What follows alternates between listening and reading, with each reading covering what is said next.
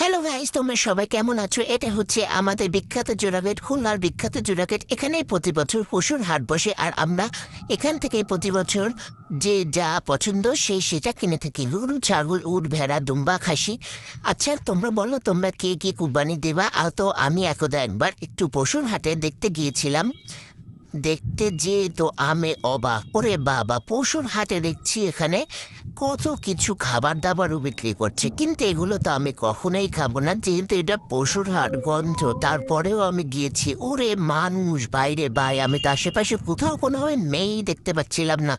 শুধু আমি আর আমার ননদ, এই হচ্ছে আমরা দুইজন মেয়ে। ওই দেখেন গরু দিছে দৌড়, আমি তো পাইছি ভয়।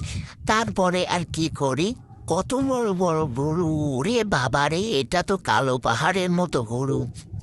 তোমরা কে কে পশুর হাটে গেছো কমেন্ট করে জানাবা। কিন্তু এইখানে তো গরু ভয়তে আমারে দেখে ভয় পাচ্ছে, আমিও গরুরে দেখে ভয় পাচ্ছি। কারণ গরু আমাকে দেখে কেন ভয় পাচ্ছে বললেন তো?